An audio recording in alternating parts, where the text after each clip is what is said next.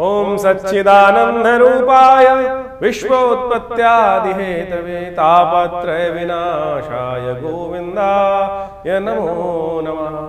कृष्णाय वासुदेवाय हरये परमात्मने प्रणताक्लेशनाशाय गोविंदाय नमो नमः।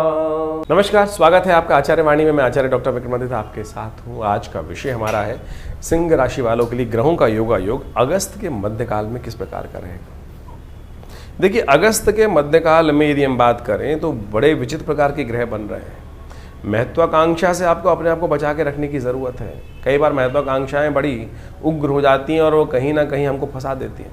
तो ऐसे में किसी भी प्रकार का जो काम व्यवसाय आप कर रहे हैं, बहुत ज़्यादा अपेक्षा, महत्वाकांक्षा का मतलब अपेक्षा भी होता है। हमने दोस्तों पर, मित्रों पर, अपने मिलने वालों पर या स्वयं अपने ऊपर भी कई बार हम बहुत ज़्यादा महत्वाकांक्षा कर लेते हैं, एम्बिशन रख लेते हैं। शायद कई बार उतनी मेहनत नहीं हो पाती है और उसके बाद थोड़ा जब हाथ में चीज़ें नहीं आ पाती हैं तो कई बार गुस्सा भी आता है। तो ऐसा योग आपकी राशि में बनता दिखाई दे रहा है। लेकिन ऐसा ना करें कि अगर आप बैलेंस होकर चलेंगे, अपनी चादर में रहते हुए अपने को फैलान करने का प्रयास करेंगे तो आपके लिए पॉजिटिव भी समय, क्योंकि बृहस्पति लाभ वाले भाव में शुक्र के साथ बैठकर बहुत सुंदर योग बना रहा है अभी तो उसका लाभ आप अवश्य लेने का प्रयास करें। लेकिन बहुत जल्दी शुक्र परिवर्तन के साथ होकर बुध के साथ विराजमान हो जाएंगे आपके एक ऐसे भाव में जहाँ कई बार थोड़ा जुर्माना भी पड़ सकता है, आपको साइडलाइन करने का प्रयास किया जा सकता है। तो ऐसे में बहुत सोच समझ के कार्य करने का प्रयास करें। वैसे इन दिनों कई ग्रह ऐसे भी बन रहे हैं जो आपकी सेविंग्स को बढ़ाने के रास्ते बना सकते हैं। थोड़े कंजूसियत आपके अंदर दिमाग में ज़्यादा आती दिखाई दे रही है। कंजूसियत होना अच्छी बात है, पैसे को बिल्कुल रोक के रखना चाहिए। बड़ी मुश्किल से भाग्य से पैसा आता है तो इसलिए रोक के रखेंगे तो अच्छा ही रहेगा, ख़राब नहीं रहेगा। लेकिन फिर भी क्लैश में ना फंसें। अब कैसा रहेगा समय, दिन पर दिन हम उसको समझा देते हैं, आपको बता देते हैं ज्योतिष के दृष्टिकोण से। सबसे पहले हम बात कर लेते हैं 11 तारीख की। 11 अगस्त के दिन सोमवार का अवसर है। पंचांग के दृष्टिकोण से देखें तो उस दिन भाद्रपद मास के कृष्ण पक्ष की द्वितीया तिथि है और उस दिन एक विशेष ग्रह परिवर्तन की तरफ जा रहा है। आपकी राशि यदि बात करें तो 12वें भाव में बैठे हुए बुध मार्गी होने जा रहे हैं और ये मार्गी जो होंगे ना, ये कई बार आपकी राशि के दृष्टिकोण से भी समझें तो आपके लिए थोड़ा भारी पड़ सकता है।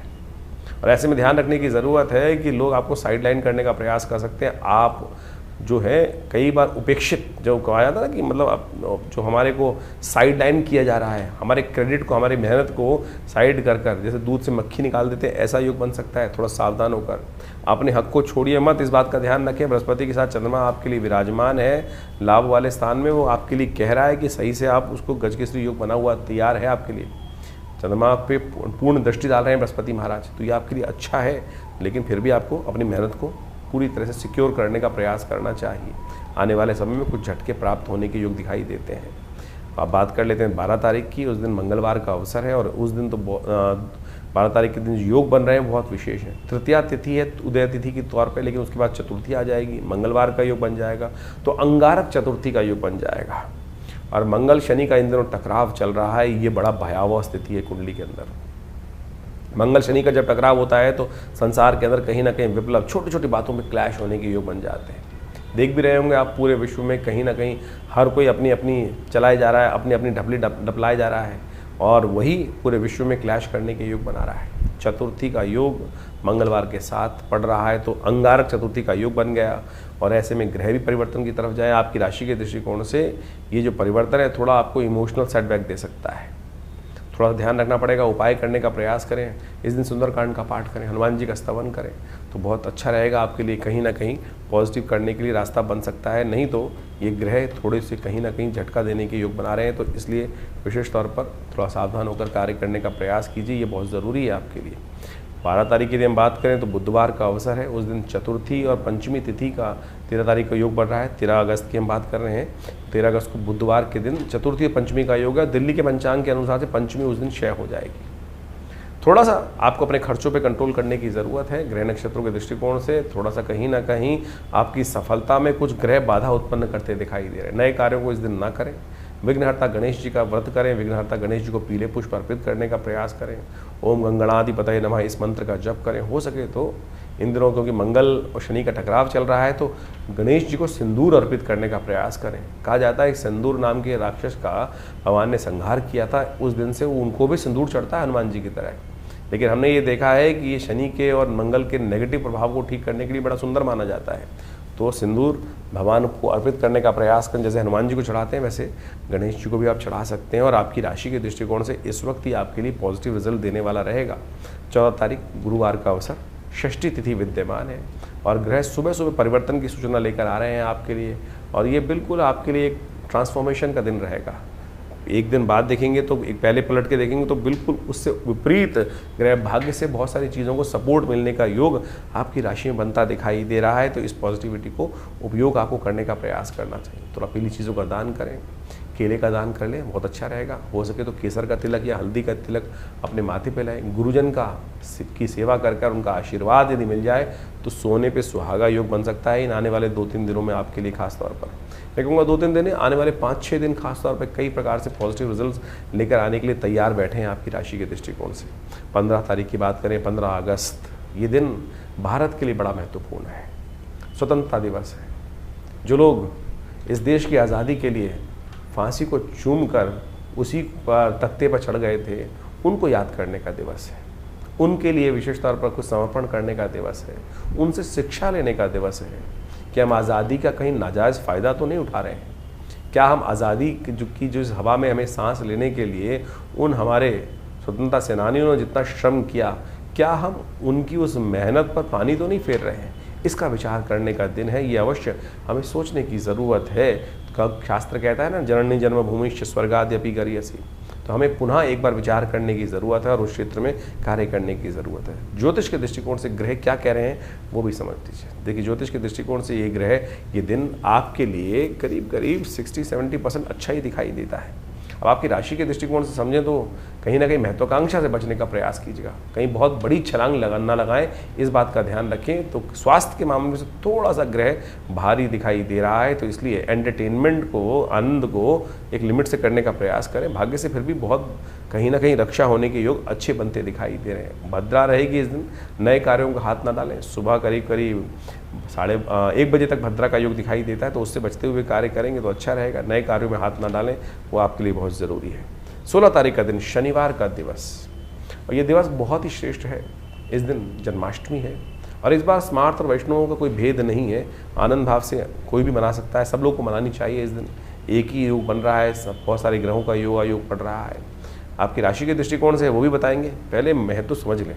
16 अगस्त को इस बार जन्माष्टमी का सुंदर योग बन रहा है और जन्माष्टमी का योग ग्रहों के दृष्टिकोण से इस बार सबके लिए, स्मार्त, वैष्णव, सब लोग शनिवार को कोई मतभेद नहीं रहेगा। आमतौर पे बहुत सारे मतानुसार कई बार मतभेद उत्पन्न हो जाते हैं कि हम हमारे आचार्यों के अनुसार से इस योग में माना जाए, इस योग में माना जाए।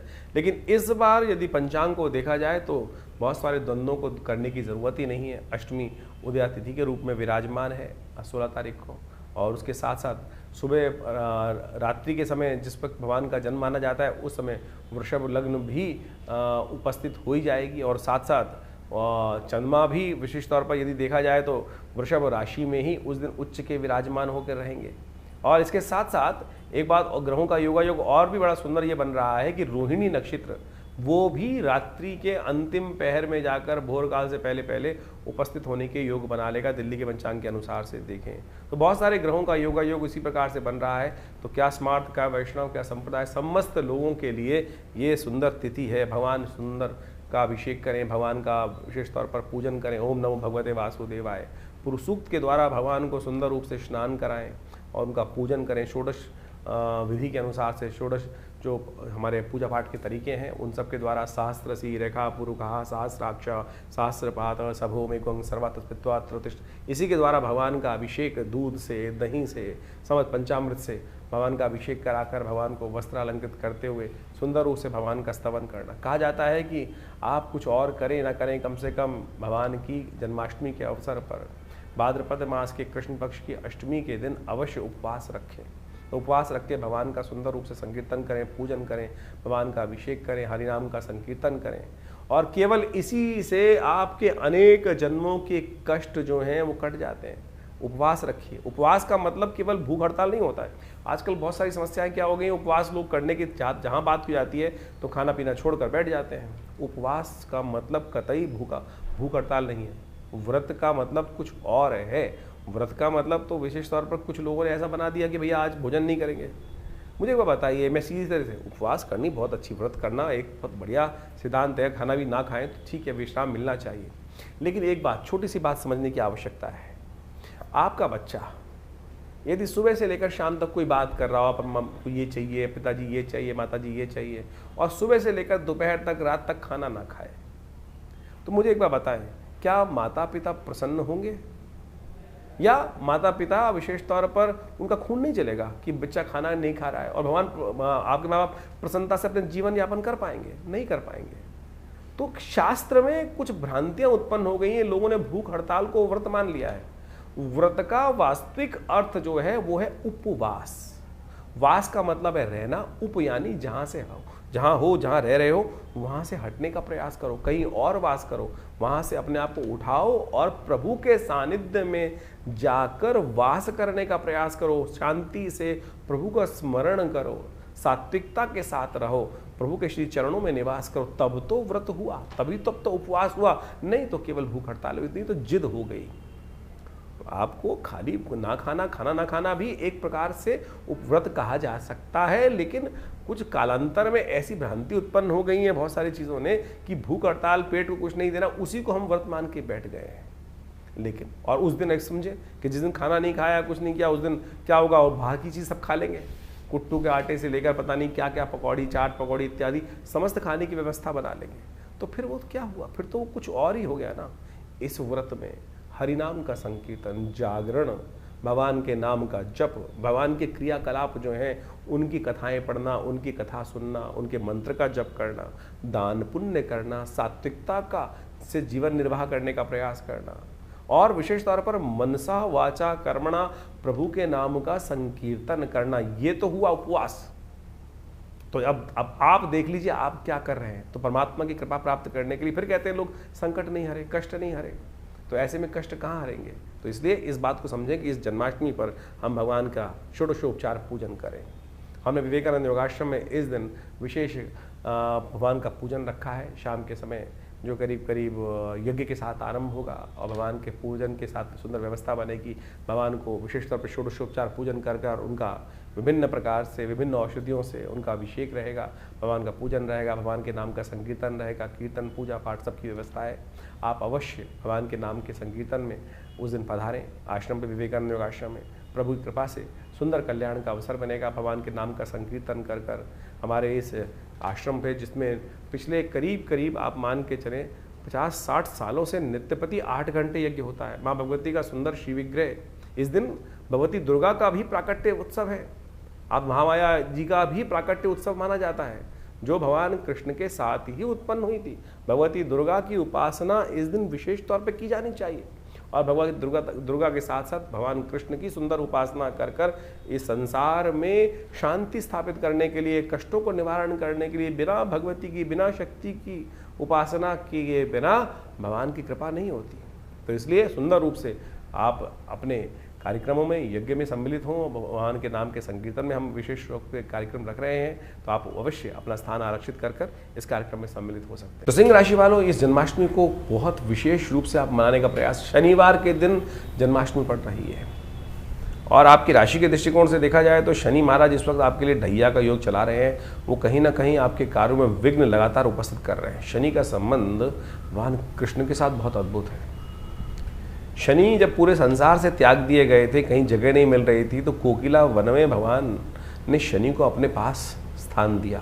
अपने व्रत 84 कोस की यात्रा के बीच में उनको स्थान दिया गया है। यानी भगवान को प्रसन्न करने के लिए बड़ा सुंदर उपाय हम आपको बताने वाले हैं। शनि के, भगवान को प्रसन्न करके शनि को भी आप कैसे प्रसन्न कर सकते हैं।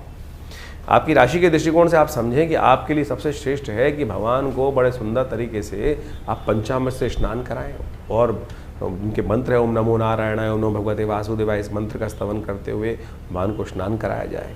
षोडशोपचार पूजन भी कराया जाए। उनके बाद समस्त संपूर्ण चीज़ों को, आपकी राशि के दृष्टिकोण से आपके घर में बैठे हुए लड्डू गोपाल को आपको जो ऑरेंज कलर के वस्त्र हैं, नारंगी रंग के जो वस्त्र हैं, वो धारण कराने का उनको प्रयास करना चाहिए। और हो सके तो विशेष तौर पर पीले पुष्प भगवान को बड़ा अर्पित करने का प्रयास। पीले कनेर के पुष्प जो होते हैं ना, वो आपकी राशि के दृष्टिकोण से भगवान को यदि आप उनको अर्पित करेंगे तो आपके लिए बहुत श्रेष्ठ योग बनेगा। आपकी राशि पीले कनेर आपकी राशि से संबंध रखता है और साथ साथ भगवान को अति प्रिय भी है। और कहा जाता है कि भगवान जब विशेष तौर पर अपने सिर पर उसी को धारण करते हैं फिर कनेर के पुष्प को, तो अवश्य उसको आप अर्पित करने का प्रयास करें। और आपके शनि को ठीक करने के लिए आपके लिए भगवान को विशेष तौर पर आप अर्पित करें मोर का पंख।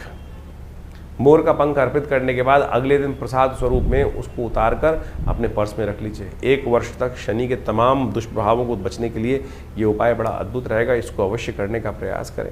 आपकी राशि के दृष्टिकोण से ये बहुत श्रेष्ठ दिखाई देगा। भगवान को झूला अवश्य दीजिएगा। आप 5 बार झूला देंगे ना तो भगवान आपकी राशि के दृष्टिकोण से आपके अनेक 500 कष्ट हर लेंगे। तो इस बात का ध्यान रखिए। भगवान को अवश्य बड़े लाड के साथ बड़े प्यार से भगवान को संपूर्ण रूप से अर्पित करने का प्रयास करें। हो सके तो इस दिन स्वास्थ्य के दृष्टिकोण से आपको एक अवश्य उपाय करने का प्रयास करना चाहिए। आपकी राशि के दृष्टिकोण से हमें दिखाई देता है कि 5 मगज़ की बनी हुई मिठाई जो होती है वो भगवान को अर्पित करने का प्रयास करें, तो वो आपके लिए बड़ी श्रेष्ठ रहेगी। प्रसाद स्वरूप में उसको ग्रहण भी करने का प्रयास कीजिए। आपके ग्रह परिवर्तन की तरफ जाने वाले हैं, बहुत जल्दी सूर्य परिवर्तन का योग बना रहे हैं। वो क्या करेंगे आपकी राशि में वो आपको समझ लेना चाहिए। 17 तारीख को परिवर्तन का योग है। रविवार के दिन परिवर्तन का योग बन रहा है। सूर्य आपकी राशि में पदार्पण कर रहे हैं और ये सूर्य का पदार्पण आपकी राशि में हो रहा है। देखो इस वर्ष के राजा भी सूर्य हैं और सूर्य आपकी राशि में आने का योग बना रहे हैं।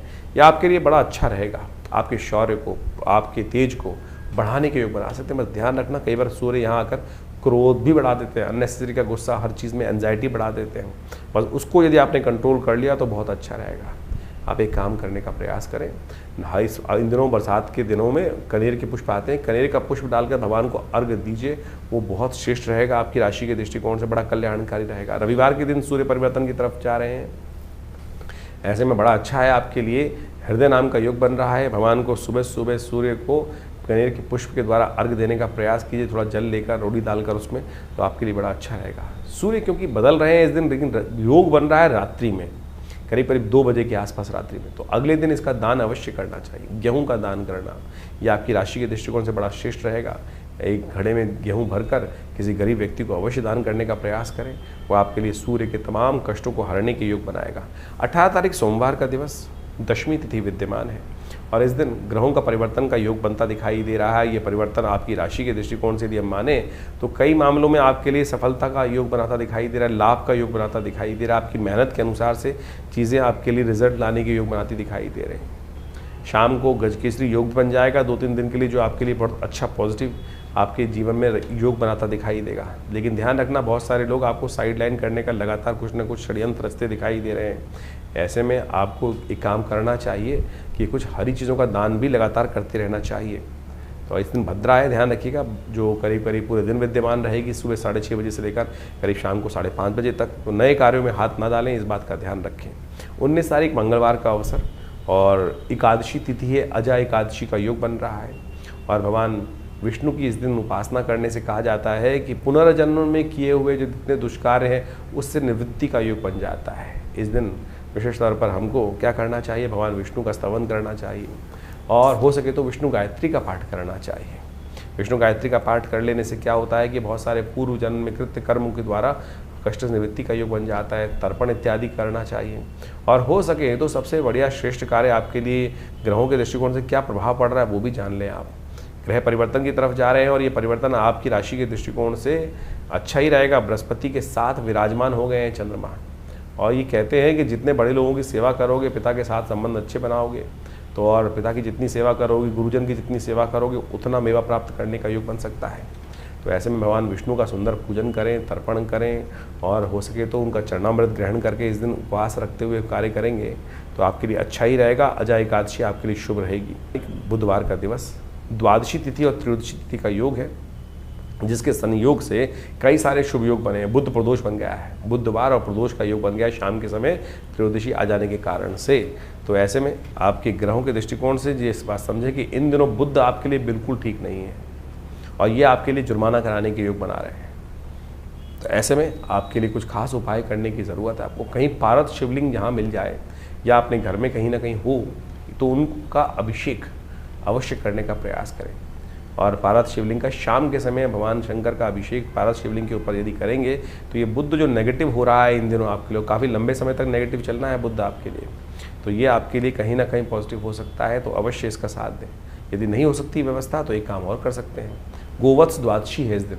तो गोवत्स द्वादशी के लिए आप एक काम करें कि आपकी राशि के दृष्टिकोण से आपको जो करना चाहिए वो नोट कर लें। आप गौशाला में जाकर गाय के बच्चे को कुछ गुड़ इत्यादि अवश्य आप खिलाएं, तो वो आपके लिए कल्याणकारी योग बनेगा। आने वाले 2-3 दिन थोड़ा धन इत्यादि ऐश्वर्य के मामले में कहीं ना कहीं दिन हल्का दिखाई देता है, ध्यान रखते हुए कार्य करने की जरूरत रहेगी। थोड़े खर्चे अधिक होने के योग दिखाई देते हैं। तो ग्रहों का योगा योग आपने समझा। इस वक्त भाद्रपद का महीना चल रहा है और भाद्रपद के महीने में जो ग्रहों का योगा योग परिवर्तन का योग बनाएगा वो तो आपके समक्ष है ही है, लेकिन एक विशेष योग बन रहा है कि इस भाद्रपद में 5 रविवार का योग बन रहा है। और इस बार राजा भी सूर्य ही हैं, पूरे जो विश्व के राजा है, संवत के राजा हैं।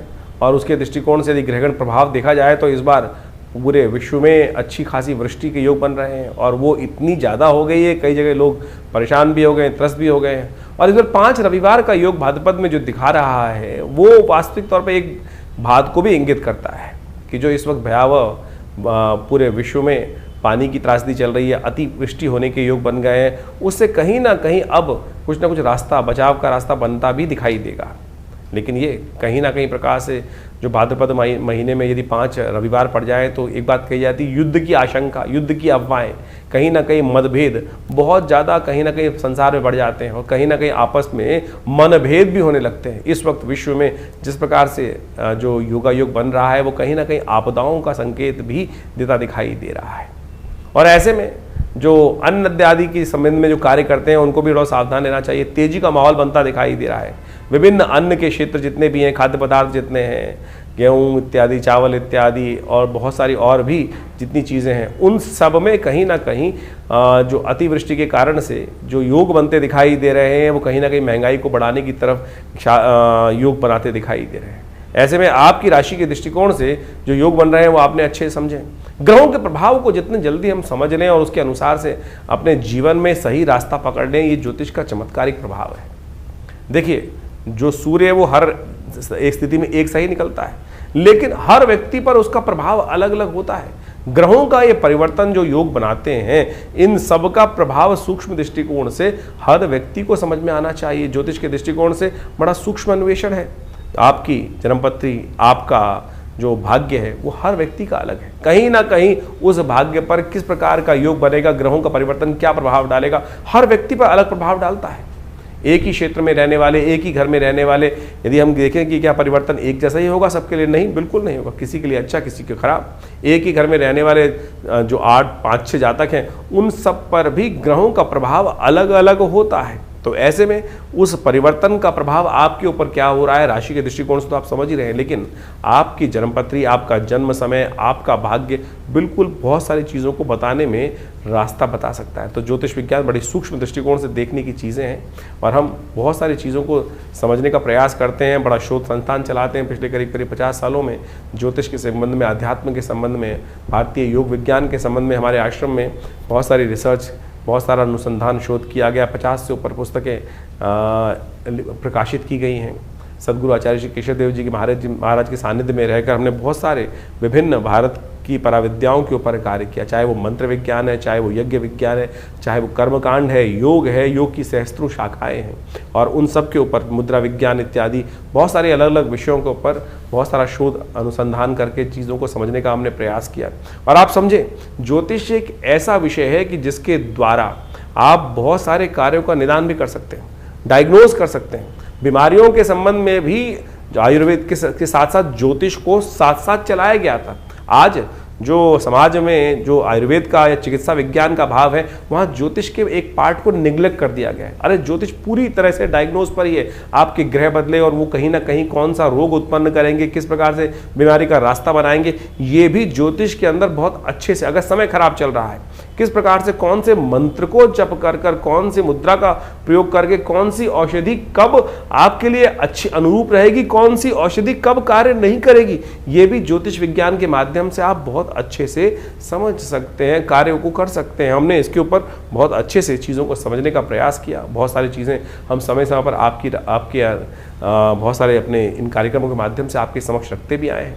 तो आप ज्योतिष विज्ञान को सही रूप समझने का प्रयास करें। विडंबनाएं बहुत सारी लोग आपके मन में ऐसे भाव डालने का प्रयास करेंगे कि सब कुछ भी सत्य नहीं है। अरे नहीं, एक एक चीज़ सत्य है, एक एक चीज़ का प्रभाव है, इसको आप समझें। हमारे ऋषि मुनियों ने हजारों लाखों पुस्तकें, लाखों अनुसंधान हमारे समक्ष उपस्थित किए हैं। हर ऋषि, करोड़ों ऋषि हुए आज तक हो चुके हैं और उन सब ने अपने शोध हमारी भारतीय संस्कृति में जगह जगह बताए हैं और लोग उसका प्रभाव देखते भी आए और हमने खुद देखा। बहुत सारे महामृत्युंजय मंत्र इत्यादि बहुत सारे अनुष्ठान जो समय समय पर करते हैं, उनका प्रभाव बहुत प्रत्यक्ष रूप से होता है, चाहे वो जीवन के स्वास्थ्य संबंधी समस्याएं, चाहे वो जीवन की किसी भी पहलू से संबंधित समस्याएं, उसका निदान करने के लिए विभिन्न मंत्रों के माध्यम से, विभिन्न उपायों के माध्यम से, चाहे वो रत्न है, चाहे वो विभिन्न उपाय हैं, चाहे वो दान है, चाहे वो पुण्य है, चाहे वो औषधि है, चाहे वो ध्यान है, इन सबको मार्ग अपना सकते हैं। और तो और मुद्राएं तो अपने आप में चमत्कारिक प्रभाव दिखाती हैं। ये शरीर के जो विभिन्न भागों के द्वारा योग और विभिन्न मुद्राओं का उपयोग किया जाता है। जैसे किसी का बृहस्पति खराब है तो ये ज्ञान मुद्रा का नित्य प्रति अभ्यास करें, देखें, किसी और चीज़ की आवश्यकता ही नहीं पड़ेगी। शनि यदि खराब चल रहा है, शनि का दुष्प्रभाव बहुत ज़्यादा जीवन में हो रहा है, तो यदि नेगेटिव प्रभाव है तो इसको इस मुद्रा के द्वारा, शून्य मुद्रा का उपयोग करते हुए, शनि की मुद्रा का उपयोग करते हुए यदि मंत्र जप किया जाए, कुछ भी उसका नित्य प्रति इस मुद्रा का अभ्यास किया जाए, तो उससे भी बहुत ज़बरदस्त प्रकार से आपकी समस्याओं को ठीक करने में रास्ते मिलते हैं। तो ऐसे बहुत सारी चीज़ें हैं, बहुत सारे मार्ग हैं जिनको आप समझेंगे तो बहुत अच्छे से रास्ता बनता दिखाई देगा, कष्टों को निवारण करने का योग बनता दिखाई देगा। और इन सब चीज़ों को हमें अच्छे से समझ लेना चाहिए। बहुत सारे लोग, ये कहानियाँ नहीं है, पुराण इत्यादि में जो रहस्य बताए गए हैं वो कतई किसी प्रकार भी कहानियाँ नहीं है, लेकिन उनके पीछे उसका आदि भौतिक आदि दैविक रहस्य छुपा हुआ है। उन रहस्यों को हमको समझना चाहिए। अभी सावन का महीना समाप्त हुआ, सावन में भगवान का जैसे रुद्राभिषेक करते हैं, रुद्राभिषेक करते हुए भगवान पर विभिन्न प्रकार से भगवान को स्नान कराया जाता है, कभी दूध से, कभी दही से, कभी भस्म से। भगवान के ऊपर बिलपत्र चढ़ाए जाते हैं, दूर्वा चढ़ाई जाती है, भंग चढ़ाई जाती है, और तो और वो आक के पत्ते चढ़ाए जाते हैं, धतूरे के पत्ते चढ़ाए जाते हैं। यदि इनको वैज्ञानिक तौर पे आप देखने का प्रयास करेंगे तो इन सब के माध्यम से आप समझे, घास को चढ़ाकर भगवान के ऊपर चढ़ाने का कारण क्या है? उसका मंत्र है कांडात कांडात प्रोहंती। भगवान के ऊपर चढ़ाते हुए इस मंत्र को कहा जाता है। औषध विज्ञान के अनुसार से आपके जो बहुत सारी बीमारी को ठीक करने के लिए, पेट संबंधी बीमारियों को ठीक करने के लिए ये बहुत दिव्य औषधि है। जो घास के ऊपर 3 जो अंकुर, दिर्वा अंकुर होते हैं, कहा जाता है गणेश जी एक बार बीमार हो गए थे और ऋषियों ने 108 दूर्वा अंकुर अभिमंत्रित कर गणेश जी को दिए, उससे उनको स्वास्थ्य में लाभ प्राप्त हुआ। इसी प्रकार से विभिन्न जो चीज़ें हमारे क्रियाकलाप कर्मकांड के सिद्धांत से भारतीय संस्कृति में बताई गई हैं, पुराण इत्यादि में चीज़ों में बताए गए हैं, वो सब के सब क्रियाकलाप बहुत रहस्यपूर्ण है, परम वैज्ञानिक है। औषधीय दृष्टिकोण से भी उसको अच्छे से समझा जा सकता है। तो आप इन सब को समझें। हम समय समय पर आपकी राशि के दृष्टिकोण से बहुत सारी चीज़ें बताते हैं, लेकिन जन्मपत्री भी उसका बहुत विशद विषय है और वृहद विषय है। साथ साथ आपके हाथ की रेखाएं, मस्तिष्क की रेखाएं और ये सब का सब शरीर की जो विभिन्न आकृति विज्ञान है, वो ज्योतिष के अनुसार समुद्र शास्त्र के माध्यम से इन सब रहस्यों को अच्छे से समझकर हम जीवन में उत्थान की तरफ आगे चलें। और भारतीय संस्कृति परम बहुत सुंदर रूप से उपस्थित किए गए इन सब रहस्यों को, तो आप यदि इन सब चीज़ों को समझेंगे तो बहुत बढ़िया आपके लिए बहुत सारे विषयों को अच्छे से हम बताएंगे। आश्रम के द्वारा जो प्रकाशित पुस्तकें हैं वो आप हमारी वेबसाइट पे जाके देख सकते हैं। mudrasforhealing.com वेबसाइट है हमारी, acharyavikramaditta.com वेबसाइट है हमारी, vivekanandnaturecure.com ये भी हमारे आश्रम की ही वेबसाइट है। और यहाँ पर हमारे आश्रम की समस्त गतिविधियों को समय समय पर हम बताते रहते हैं। बहुत सारे विभिन्न कार्यक्रम आश्रम पे समय समय पर चलते रहते हैं और इन सब विषयों को आप अच्छे से समझकर और इन सब से आश्रम से जुड़ें। और स्वागत है आप सबका हमारे यहाँ जो नित्य प्रति कार्यक्रम होते ही हैं। रविवार को विशेष कार्यक्रम में, यज्ञ में आप सब लोग सम्मिलित हो सकते हैं। सुबह 8 बजे से लेकर करीब 10 साढ़े 10 बजे तक भंडारे के साथ बड़ा यज्ञ और स्वाध्याय इत्यादि का कार्यक्रम चलता है हर रविवार को। और आप सब अपने विषयों को लेकर आश्रम पे उपस्थित होंगे तो हम अवश्य जो भी भगवान की कृपा से रास्ता बनेगा अवश्य आपके साथ बनाएंगे। जीवन में कल्याण का मार्ग प्रशस्त हो, आप सबको आशीर्वाद, कल्याण हो, भगवान का कृपा आपके साथ हमेशा बनी रहे।